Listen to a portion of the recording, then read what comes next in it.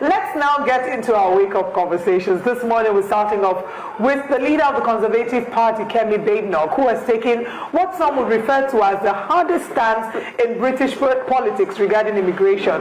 She plans to remove 150,000 illegal immigrants every year from the UK, and some have said that this is a force that's sort of modeled after America's ICE.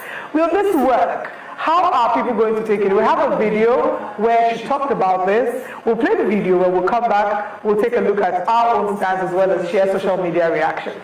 I'm launching our radical borders plan, the toughest reforms Britain has ever seen to border laws and operations. Successive governments have failed on immigration. Labour promised to smash the gangs.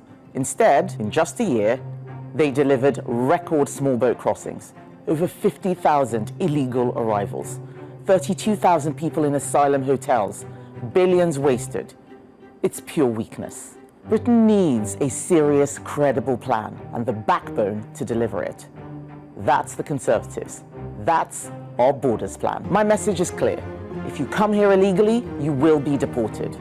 We'll shut down the asylum hotel racket, save billions, and take back control of Britain's borders. Where would you propose that 150,000 people would go? Because the original Rwanda plan was going to take perhaps 1,000 people over 5 years. Laura, so where would those people all go? Not here, not here. They do not belong here. They are committing crimes, they are hurting people. We have been trying to deport so many people and have been facing obstacles in the legal system. That's why we're leaving the ECHR. We tried to deport a Jamaican national who had committed crimes. Shabana Mahmood and Keir Starmer wrote a letter asking us not to deport him. He went on to kill someone else later. I'm tired of us asking all of these irrelevant questions about where should they go. They will go back to where they should do or another country, but they should not be here. We need to look after the people in our country. And Kemi Badenoch there, Olive and Benga. But one would ordinarily wonder why she is so strong and focused on ensuring that she actually gets these, what she calls illegal migrants off. And she says they're committing so much crime. 150,000, she says. And she makes it clear, poignant, straight to you who's watching, that if you come illegally, you will be chased or, taken out of the UK. But isn't Kemi doing too much? Oliver and Benga, I think I'm going to let you guys dive into this one as well. This is not the first time we've seen Kemi speak about her stance regarding immigration and the fact that she wants to deport a number of people out of the out of Britain. She's been very strong about that. But the current reality of what the UK has, and in terms of how the UK deports people, to match up with her very aspirational 150,000, there's a lot of implications. First of all, she wants the UK to leave the European Convention on Human Rights. And what will that mean? Will that be able to, how will that impact the Britain's stance internationally and diplomatic relations with other countries? Because if they leave the ECHR, that's not the only thing. They're signed to other treaties that protect the rights of these immigrants, right? That's on the one hand.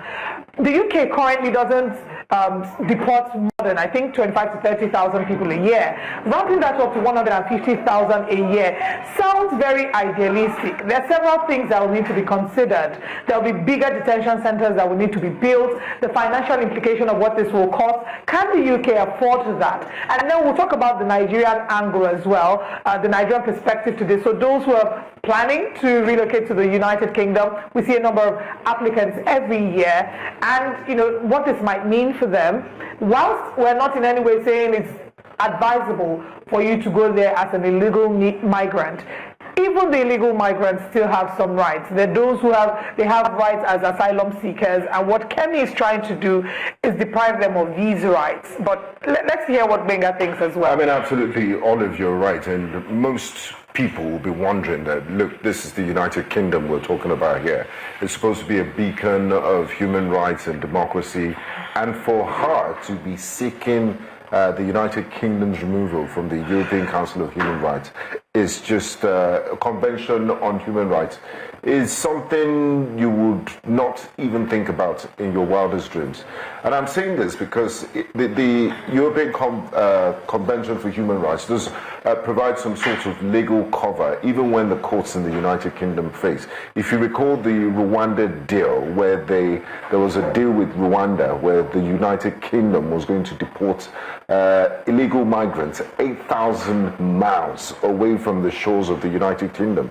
I mean, the Conservative government then got away with it, Rishi Sunak. But when it got to the European Convention for Human Rights, they had to say, look, you can't do this, extreme measures.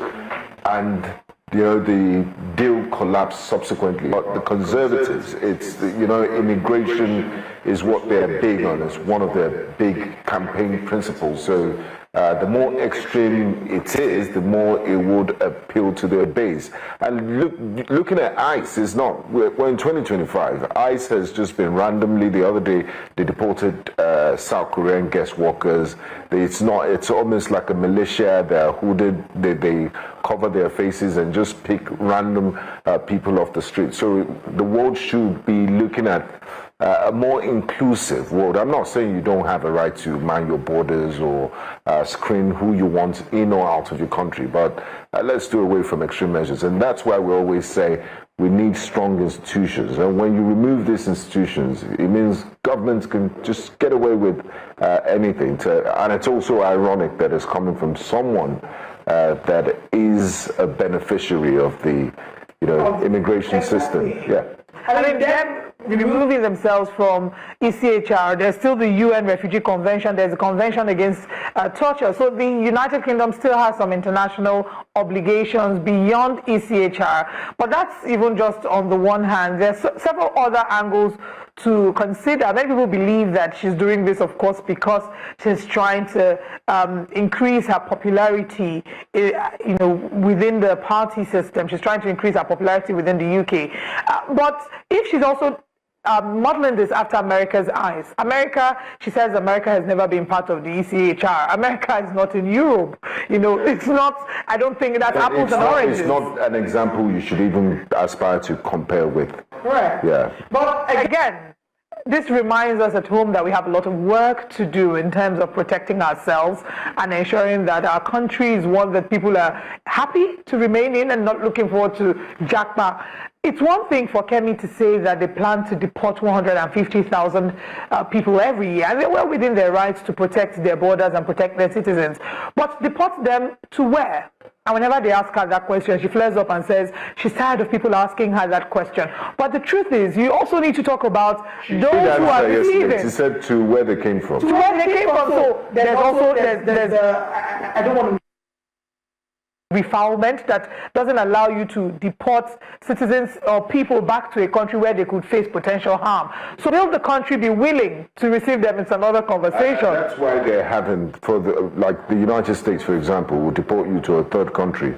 A bunch of deportees just arrived from the United States in Ghana. Togo has also accepted. And, Mr. Trump is a very transactional president. He does all those quid pro quo deals. So the African countries have been sort of strong-armed to deal with that problem, America's problem. But it's quite unfortunate that they are accepting this. Well, it doesn't, again, it's one thing for her to say it. The application of it is another thing. Many legal experts believe that it will put the UK in diplomatic tensions with other countries, and at best, it seems very aspirational. And most importantly, they need to win the elections. They are not in government, so this is just a proposal. Right. Let's connect with Joe as he tells us what Nigerians are saying about Kemi Badenoch and her new, very strong aspirations, not surprising, but strong aspirations to deport 150,000 foreigners, illegal, I must mention, illegal migrants every year. That's right, Olive and Bing. I mean, you guys have said it all. You've dissected every single thing just the right way it should be. But then again, let's see what Nigerians are saying on X, how they're reacting to Kemi Badenoch's statement. Deterring illegal migration is a legitimate policy goal, but mass detention and deportation at the scale you propose raises urgent, practical, legal and moral questions. How would the government ensure due process, avoid family separations and fund the huge operational costs? Will this tackle the root causes that drive people to migrate or simply create a costly churn of people and courts? If we're serious about control, let's pair enforcement with smarter legal routes, faster asylum decisions and international cooperation, not just headlines. That's a good one from Nelson Collins, asking the right questions. Valentine is also here. He says, sometimes I wonder whether immigration is truly the major issue facing Britain. Yet, because it's what the majority of people want to hear, the conversation continues to center around immigration, while more pressing challenges such as the housing crisis, underfunded healthcare, stagnant wages, regional inequality, and the erosion of public services are sidelined. Another angle again to look at it, depending on where you're looking at it from, that's Valentine looking at it from a different angle. Let's take a final one very quickly before we move to our next story. How did she get to the UK? Her lineage, or lineage, whichever way you choose to pronounce it, he reach another person turn now. Now she illegal. One pour sand for the food. Oh. No one day person go tell her. But that's what you have. That's what we're going to take on that story. I mean, I like that. I like that last statement to say one day. Hopefully, one day someone will tell her. But let's move on to our next wake-up conversation, guys. The next wake-up conversation has got to do with the growing concern of insecurity. Now, just yesterday, 2023 presidential aspirant, you could say, the one whom they call, in quotes, Mr. Perfect, maybe, Mr. Peter Obi, took to social media, particularly X, to highlight the worries that's bedeviling the country, and that's got to do with insecurity. If you recall, just last week we had talked about Kirawa and other border communities within Nigeria, you could say, between Nigeria's insecure spaces or states, and Borno State happens to be one of them, border between Nigeria and Cameroon. And not just that, just yesterday there were confirmation, I beg your pardon, about another attack, so to say, in quotes, in the Federal Capital Territory, not forgetting other areas as well, which has got to do with insecurity. Well, Mr. Peter Gregory Obi decided to take it to X. Let's see if we can put his tweet up. And he had a conversation like this. He said, troubling security situation in Kogi and Kwara states as well. Yes, Kwara was a major one and still remains one. And he goes ahead to say, I am deeply disturbed by the tragic reports of yet another senseless attack in Kogi State's Yagba West local government area, where over 27 innocent Nigerians were killed by armed bandits. Just to add to that statement, this happened over the weekend, not far off, just over the weekend. He went on to say, the images are heartbreaking. My thoughts and prayers are with the victims, their families, and the entire people of Kogi State. Here at News Central, we cannot show you these images because they are completely gory. And he goes on to say, this comes as reports from neighboring Kwara State say that 9 out of 16 local governments in Kwara State are under bandit siege, who now demand food and drinks as ransom.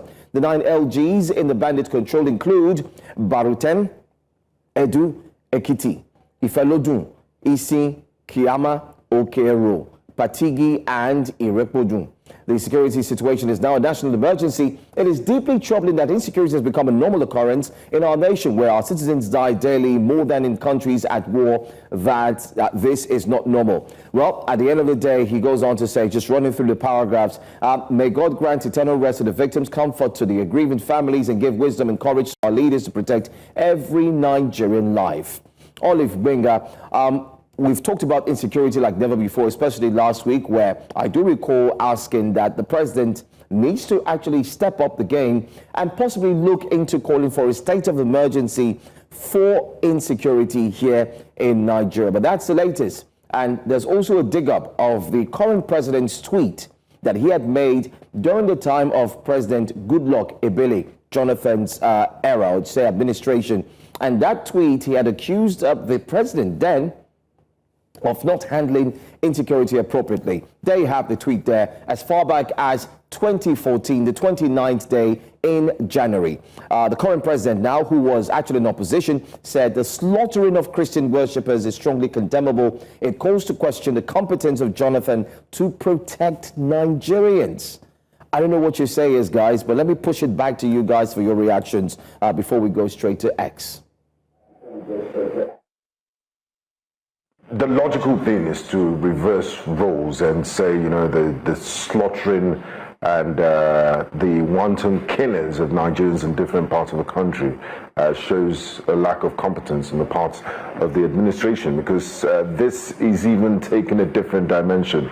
In the past, we've not seen Kwara State, we hardly had any attacks of terrorism in Kwara State, but we're seeing pockets of violent extremist groups operations in the southern part of Nigeria, in the east, and it calls again and again. We can never stop saying that the government needs to step up and do something about the state of insecurity, because it's their basic responsibility.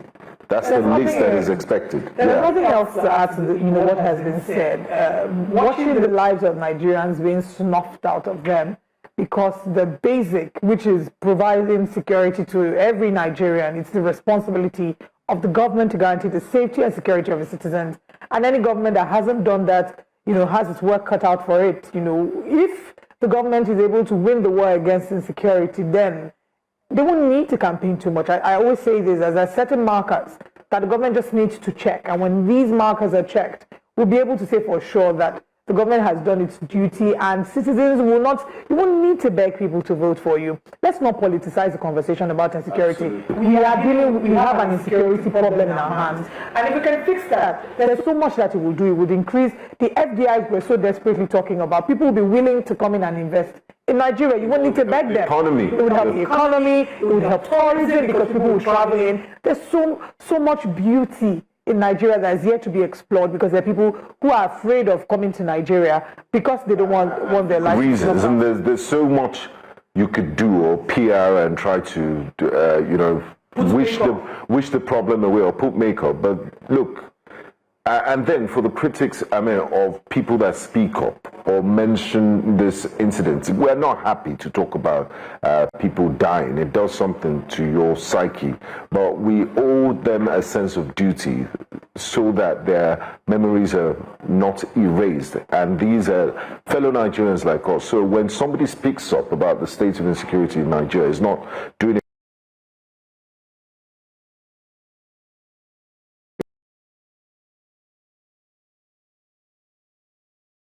from an unpatriotic point of view. Is doing it because he cares and he wants the government to do something about it. Do you want the other as a government need to create a situation where you don't even give room for this insecurity to exist? It's a win-win situation for everybody if there's peace in the country, and I don't think it's in anyone's interest to be happy to report bad news every other day. Interest. And again, this side, but I'm sure that Nigerians have been speaking about this. So let's next, you, Joe, take us through what Nigerians are saying about this. That's right, guys. Well, there's also a picture that circulated online that showed the governor of Kwara State, Governor Abdulrahman Abdulrazak. While these insecurity calls indeed was going on in the state, he was somewhere with Mr. President in Imo State during the commissioning. And that got the people of Kwara very angry and unhappy that your state is struggling, but you buy out time to go and celebrate with Mr. President in a few commissioning in Imo State. But then again, let's hope that Kwara can actually get this settled. But let's see what Nigerians are saying on X concerning the raising, or you could say the rising alarm of insecurity in Nigeria. Marvelous Israel says, when the nation normalizes bloodshed, it has lost its moral compass. What's happening in Kogi and Kwara is beyond tragic. He goes on to say that it's actually, anyway, let's see if we could go back to that tweet. Hopefully I can switch back. Yeah, it's a reflection of leadership failure and a broken security architecture. Nigerians deserve safety, not condolence messages every week. And we agree with you, Marvelous Israel, very spot on. Let's go to the next one very quickly and see what who's saying what. Joe Jeffs says this was Tinubu's statement. But today, he's the commander-in-chief of the armed forces. But Nigeria is now a terrible nightmare place to live in. The killings are much. Trauma is the best friend of most youths and citizens. In conclusion, a new Nigeria is possible. All right, that's possible. You know that slang usually comes from the obedient. Anyway, Ibanda says, Nigeria has turned into a country where dying is normal news and living is normal news and living is the miracle. How did we get here? It's heartbreaking that being Nigeria now feels like surviving a war zone without an actual war. We no longer count progress, we count bodies. This, that's a very tough statement to make. We no longer count progress, we count bodies. That should hit deep.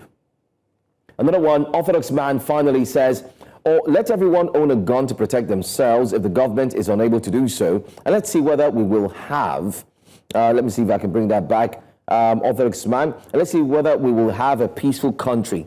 The boy who's never appreciated by his village burns it down to enjoy its warmth. Ooh, a lot of poetic statements made this morning from very, very aggrieved Nigerians there. But there you have it. That's all we're going to take on Wake Up Conversation today. One of the big conversations that could have made it here as well is the fact that a minister, Uche Naji, a minister who was talented not to have had a certificate as a graduate, has finally come out to agree that yes, he doesn't have it. But this story and many more is what we're going to take later on in the course of our conversations. Maybe today, maybe tomorrow. But the guys are right there in Abuja for the Nigeria Economic Summit. It's the 31st edition, and trust me, it promises to be very, very insightful. We also have our guests who will be joining us here live in Lagos and also live in Abuja.